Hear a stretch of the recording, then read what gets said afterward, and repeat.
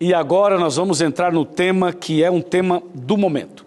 Eu não sei se você viu, mas há algum tempo atrás apareceu um vídeo, e não é que apareceu assim, é um vídeo verdadeiro, em que um representante, um amigo pessoal do Papa Francisco, ele aparece numa reunião de líderes religiosos e ele traz uma mensagem gravada do Papa Francisco para os líderes evangélicos e protestantes.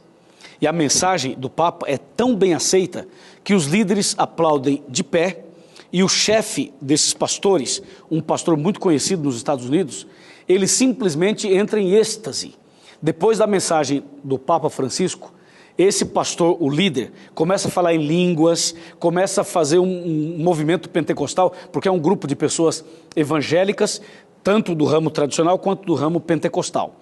E aquilo vira uma festa, todo mundo aceitando, concordando e tal. E o Papa Francisco, que é uma pessoa bem assim, carismática, uma pessoa que transmite uma humildade bastante interessante e cativante, ele pediu aos pastores, orem por mim, me abençoem, que eu vou abençoar vocês também e tal. Quando os pastores terminam essa reunião, então o líder desses pastores vai à frente, pega um iPhone, pega o seu telefone pessoal e grava outro recado e envia para o Vaticano. E as pessoas aplaudem de pé, e é uma comoção, as pessoas choram, é uma coisa impressionante. E aí vem a pergunta que está sendo discutida no Brasil e no mundo inteiro. Será que isso é um movimento ecumênico? E o ecumenismo é bíblico? E a igreja adventista entra no ecumenismo, não entra? Como é que é isso? O que a Bíblia fala sobre esse assunto? Já deu para perceber que esse é um tema muito importante, ao mesmo tempo delicado e polêmico. Primeira coisa que eu queria explicar a você é que dentro da Bíblia existem dois movimentos ecumênicos. Existe o movimento ecumênico de Deus e existe o movimento ecumênico do diabo. São dois movimentos ecumênicos. O movimento ecumênico de Deus está em João capítulo 10, que a gente vai ler durante o programa. O movimento ecumênico do diabo está em Apocalipse 16, que a gente também vai ler aqui durante o programa. Mas antes de ler esses textos, eu queria dizer para você o seguinte, que o ecumenismo não é, em hipótese alguma, o fato de uma pessoa de uma igreja ser amiga de uma pessoa de outra igreja. Ou seja, se um dia você ver um pastor da igreja A junto com o pastor da igreja B, não significa que ali tem um movimento ecumênico. Por quê? Porque nós, como cristãos, devemos nos relacionar com todas as pessoas e devemos ser amigo de todas. Isso não quer dizer que você esteja no movimento ecumênico. Só para esclarecer, porque tem gente que acha que só porque uma pessoa líder de uma igreja foi numa reunião da outra, já estão no movimento ecumênico. Não necessariamente, nem sempre é assim. Então, a amizade deve ser feita. Desenvolver relacionamentos, isso é uma orientação de Deus. E nós devemos, como cristãos, ser amigo de todos. E devemos conversar com todos, abraçar a todos. Isso não é ecumenismo, isso é cristianismo. Ok? Então, isso está claro para você. Agora, o que é ecumenismo? Ecumenismo é quando movimentos diferentes, muitas vezes abrem mão de alguns dos seus princípios bíblicos e religiosos para se unir a um movimento em torno de uma visão única, em torno de defender uma ideia única, que pode ser a favor ou contra os princípios da Bíblia. Agora, nós vamos explicar melhor. O ecumenismo que a Bíblia menciona, do lado do mal, envolve a união de igrejas e envolve a união também da política com a religião. Deu para você entender? Vou repetir. O movimento ecumênico do mal, que aparece em Apocalipse 16, é um movimento que une igrejas, une religiões, e não somente uma união religiosa, como também uma união política. Né? Porque ecumenismo é ter alguma coisa em comum, é ter uma visão em comum, é se unir em torno de um ideal. Tudo bem até aqui? Agora veja, Quando a Bíblia fala do movimento ecumênico do mal, olha só o texto bíblico. Apocalipse 16, versos 13 e 14. Então vi sair da boca do dragão, da boca da besta e da boca do falso profeta, 3 espíritos imundos, semelhantes a rãs. Porque eles são espíritos de demônios, operadores de sinais, e se dirigem aos reis do mundo inteiro, com o fim de ajuntá-los para a peleja do grande dia do Deus Todo-Poderoso. Então aqui nós precisamos entender esses 2 versos de uma maneira bem clara. Eu quero voltar para o verso 13, para ler, parar e comentar. O verso 13, vou ler outra vez, ó.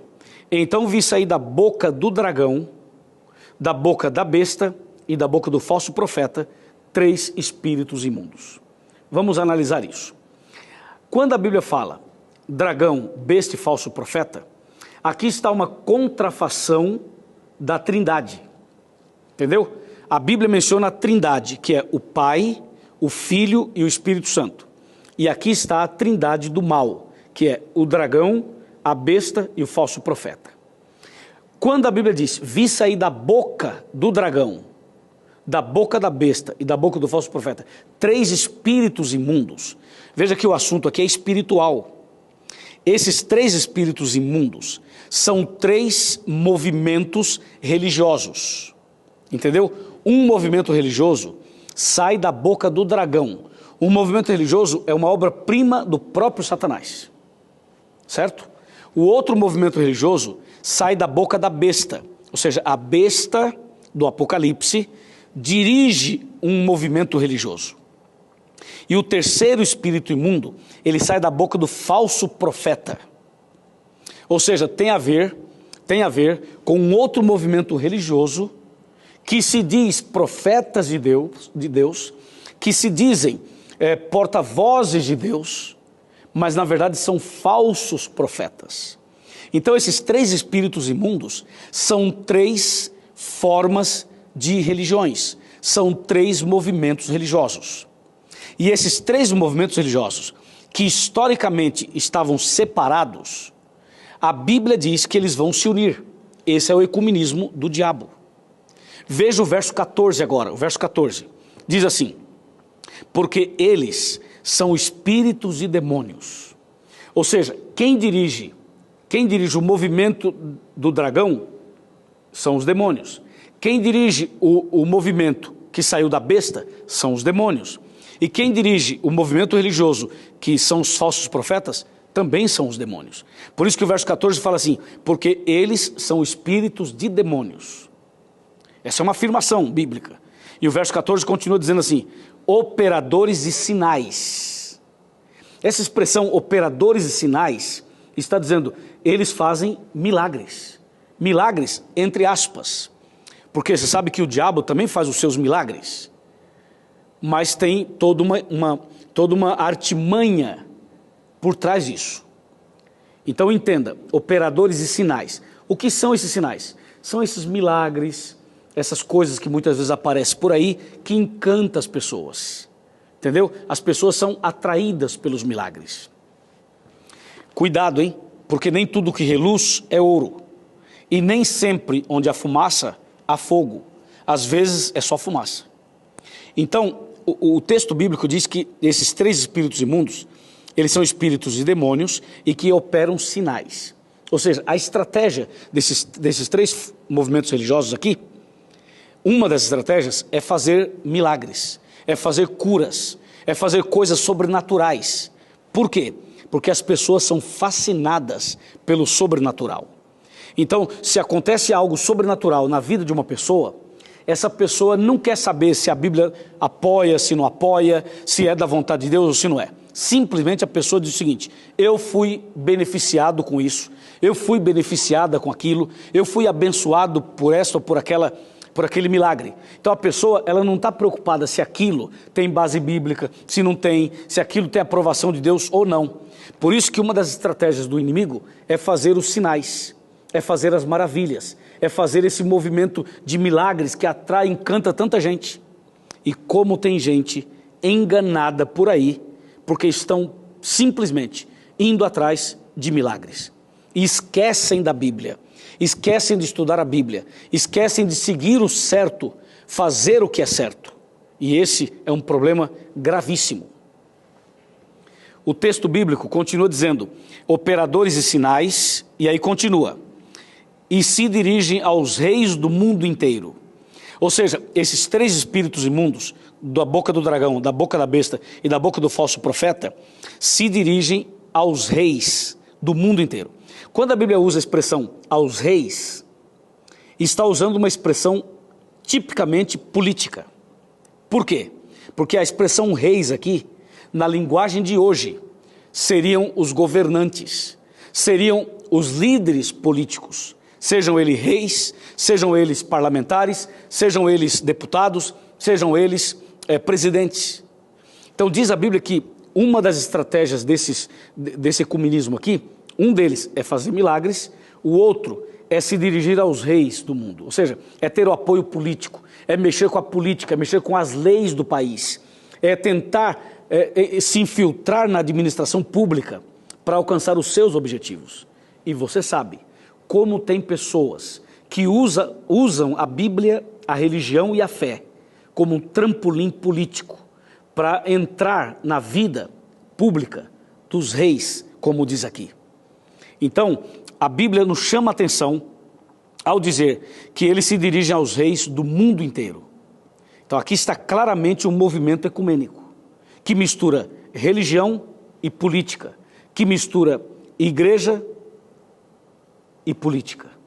E o verso 14 continua dizendo, ele se dirige aos reis do mundo inteiro com o fim, com o objetivo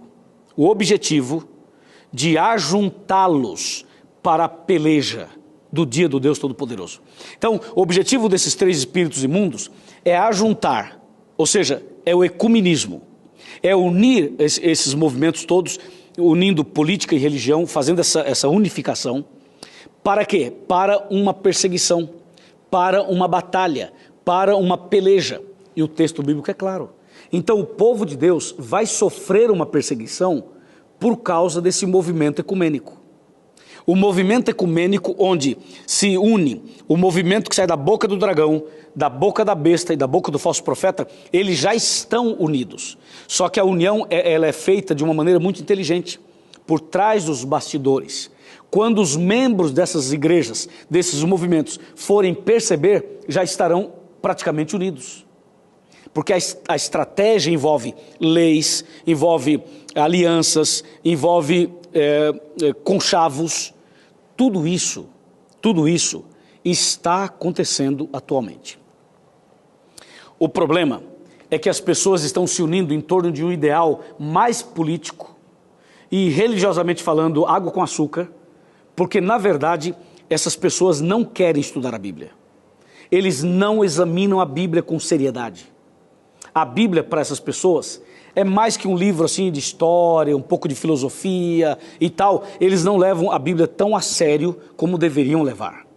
E hoje, você pode observar que uma das estratégias ecumênicas está diante dos nossos olhos, em que as igrejas modernas e também as tradicionais já não se aprofundam mais na Bíblia.